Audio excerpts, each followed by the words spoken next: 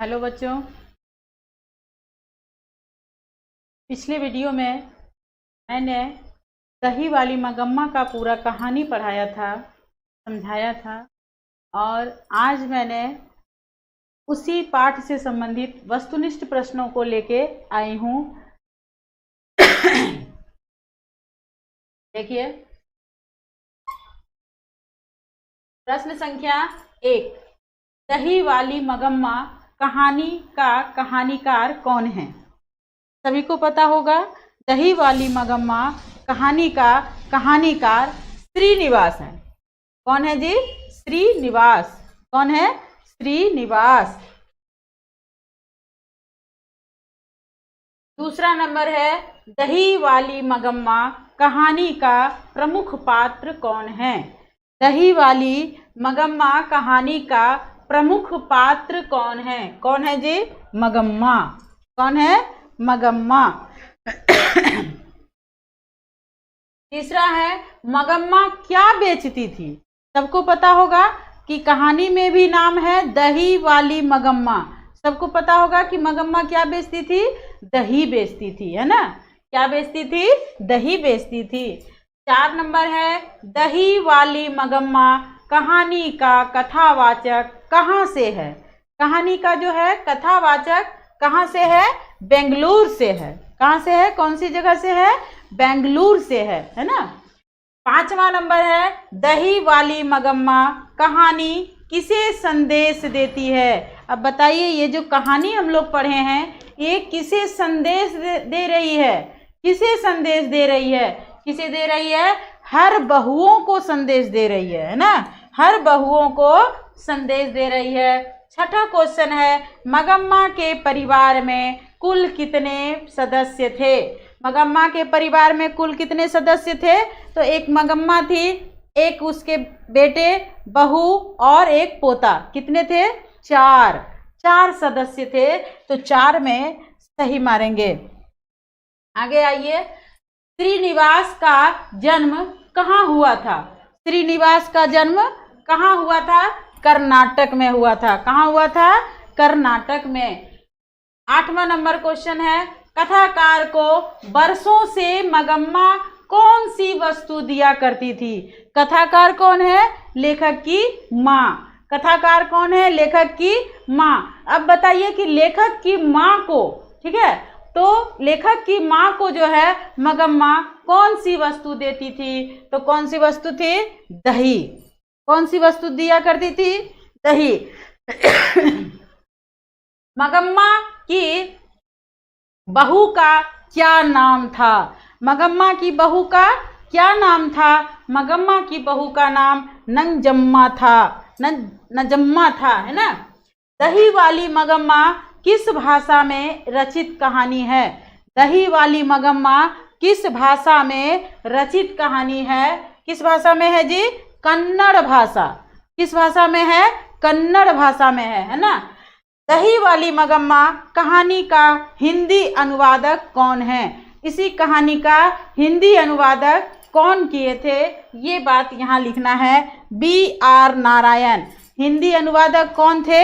B.R. Narayan. याद रखिएगा आप लोग, बहुत ही इंपॉर्टेंट क्वेश्चन है ये सब। 12वां क्वेश्चन है, रंगप्पा कौन था? सभी को पता है कि रंगप्पा जो था जुआरी था। कौन था? जुआरी था वो। मगम्मा एवं नजम्मा के बीच झगड़ा मिटाकर अच्छा संबंध स्थापित करने का माध्यम कौन था? मगम्मा एवं नजम्मा। मगम्मा सास थी, नजम्मा बहू थी, है ना? मगम्मा एवं नजम्मा के बीच झगड़ा मिटाकर अच्छा संबंध जो है स्थापित करने का माध्यम कौन था? बीच कहानी के शुरुआत में तो झगड़ा हो रहा था, और जब कहानी का अंत हुआ तो समझौता हो गया था, है ना? तो बताइए, उस समझौते का कारण कौन बना? कौन बना जी? मगम्मा का पोता। वही एक ऐसा लड़का था जो झगड़े को शांत करा करके परिवार को मेल मिलाप से रहने की प्रेरणा दिया। कथावाचक को मगम्मा क्या कहती थी? कथावाचक को मगम्मा क्या कहती थी? माँ जी, दही ले लो माँ जी, कहा करती थी ना, माँ जी कहा करती थी।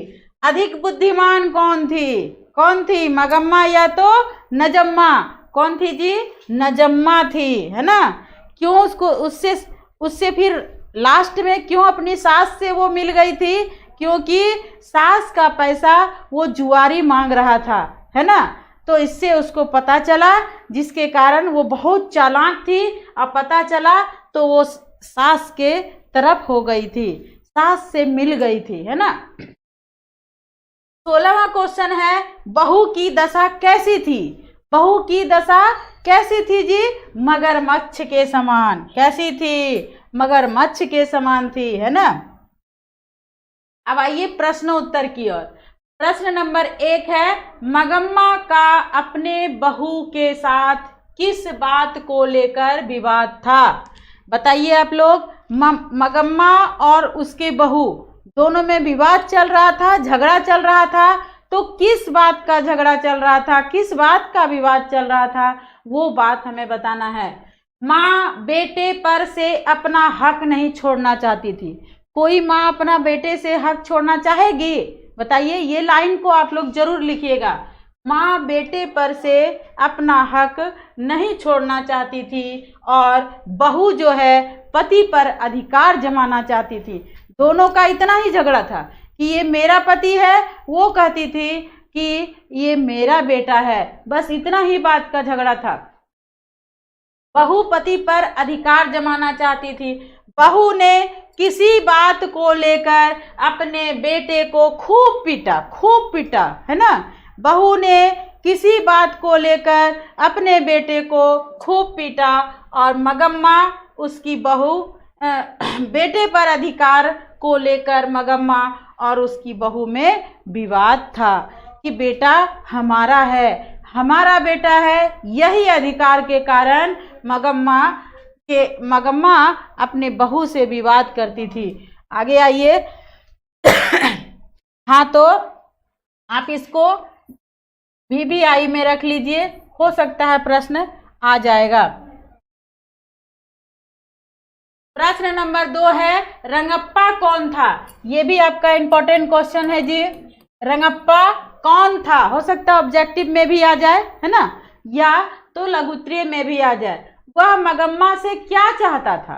रंगप्पा कौन था? वह मगम्मा से क्या चाहता था? तो सबसे पहले हम लिखेंगे रंगप्पा एक जुआरी था। वह मगम्मा से कर्ज लेना चाहता था। कितना आसान है, मगम्मा से कर्ज लेना चाहता था। रंगप्पा एक जुआरी था, वह मगम्मा से कर्ज लेना चाहता था। आगे बढ़ते हैं हम लोग। बहू ने सास को मनाने के लिए कौन सा तरीका अपनाया, कौन सा तरकीब अपनाया, है ना। सास तो उसकी गुस्सैल थी, है ना, सास तो उसकी गुस्सा हो गई थी बहू के बात से। तो उस बहू ने सास को मनाने का कौन सा उपाय किया, ये बात आपको यहाँ लिखना है। जब बहू को रंगप्पा के द्वारा जानकारी हुई कि उसकी सास ने रंगप्पा को कर्ज देने की स्वीकृति प्रदान की है। पता है ना, कहानी पढ़ा था ना तुम लोग कि रंगप्पा जो है मगम्मा से क्या मांगता था? कर्ज मांगता था और मगम्मा उसे कर्ज देने के लिए तैयार हो गई। यही बात का जब बहू को पता चला तब क्या की, तब उसके बेटे को ढाल बनाकर पैसे लेने का तरीका अपनाया। तब वो अपने बेटे को ढाल बनाई और उसी सास से, उसी मगम्मा से वो पैसे लेने का तरकीब अपनाई।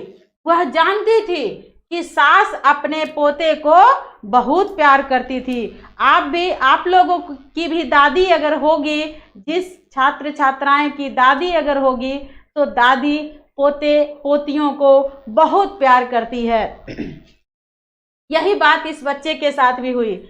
वह जानती थी कि सास अपने पोते को बहुत प्यार करती है, अतः उसने अपने बेटे को दादी के पास भेजकर पैसा मंगवाना चाहती थी, है ना। दादी के पास भेजकर पैसा मंगवाना चाहती थी। अब आइए चौथा क्वेश्चन।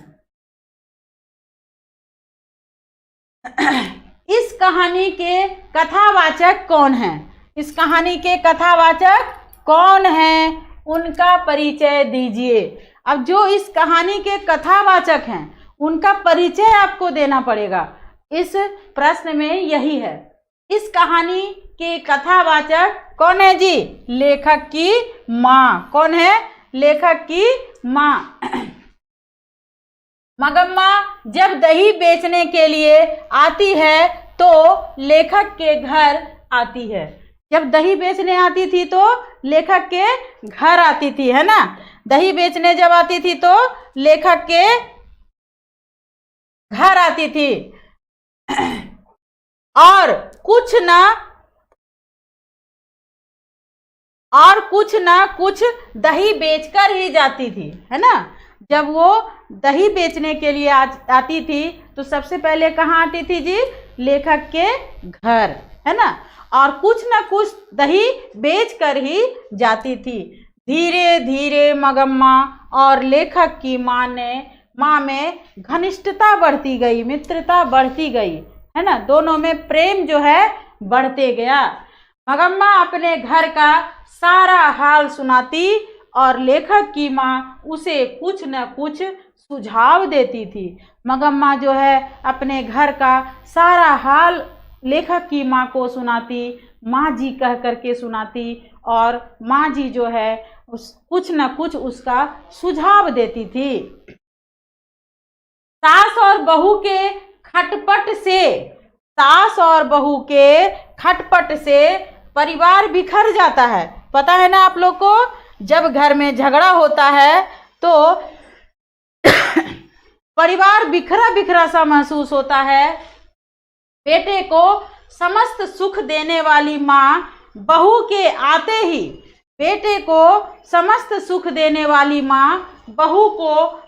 ही बेटे से अलग हो जाती है। बताइए, हर माँ अपने बच्चे को कितना लालन पालन करती है, कितना प्यार से पालती है, और बहू जब आ जाती है तो उसी माँ को अलग होना पड़ता है। वही बात यहाँ लिखा है कि बेटे को समस्त सुख देने वाली माँ बहू के आते ही बेटे से अलग हो जाती है। मगम्मा की व्यथा को सुनकर लेखक की माँ का मन द्रवित हो जाता है। लेखक की माँ का मन थोड़ा पिघल जाता है, द्रवित हो जाता है ना। अब आइए हम लोग पांचवा क्वेश्चन, जो कि बहुत ही महत्वपूर्ण है। एक चरित्र चित्रण आता ही है, चाहे हम लोग ये वर्णिका से 5 पाठों को पढ़ेंगे तो किसी चैप्टर से न किसी चैप्टर से आपको एक चरित्र चित्रण जरूर आएगा। देखिए, इसमें लिखा है मगम्मा का चरित्र चित्रण करें, मतलब मगम्मा का पूरा चरित्र के बारे में बताना है, पूरा चित्रण करना है उनके बारे में। तो आइए मगम्मा का चरित्र चित्रण करते हैं। मगम्मा प्रस्तुत कहानी का प्रमुख केंद्र है। मगम्मा जो है प्रस्तुत कहानी का प्रमुख केंद्र है। पति से अलग रहने वाली मगम्मा ऐसा नहीं सोची कि उसका बेटा पत्नी के दबाव में आकर उसे छोड़ सकता है। कभी भी उसके मन में ऐसा ख्याल नहीं आया कि बेटा जो है अपनी पत्नी के दबाव में अपनी माँ को छोड़ सकता है। मगम्मा दही बेचकर अपना जीवन यापन करती थी। देखिए, मगम्मा जो है दही बेचकर अपना जीवन यापन करती थी। दही लेकर अपने गांव से शहर जाती थी, है ना, शहर जाती थी, और उसे बेचकर जो आमदनी होती है, दही बेचकर जो आमदनी होती है उसी में वह कुछ संचय करती है, यानी खर्च करती है। संचय का मतलब हुआ खर्च। क्या हो गया? संचय का मतलब खर्च। कुछ खर्च करती है। वह जानती है कि पैसा ही हमारा जमा पूंजी है। उसको पता था कि पैसा ही हमारा जमा पूंजी है। वह भोली भाली सरल हृदय वाली नारी थी, है ना। वह भोली भाली सीधी साधी सच्चे दिल वाली नारी थी। वह अपना चरित्र बनाए रखना चाहती थी। पति का अभाव उसे हमेशा खटकता था। पति का अभाव उसे हमेशा खटकता था। होता है कि ऐसा किसी औरत को अगर पति नहीं रहता है तो उसे बार बार किसी भी चीज़ में पति का आभास होने लगता है ना। तो उसे पति का आभास हमेशा खटकता था, लेकिन वह अपने कर्म पथ से विचलित नहीं होती है। वह अपने कर्म पथ से विचलित नहीं होती है। अब हम लोग दही वाली मगम्मा का पूरा कथा और उसके वस्तुनिष्ठ प्रश्न और उसके प्रश्नों उत्तर को आज हम लोग सॉल्व कर लिए। अब मिलते हैं आपसे अगले वीडियो में। धन्यवाद।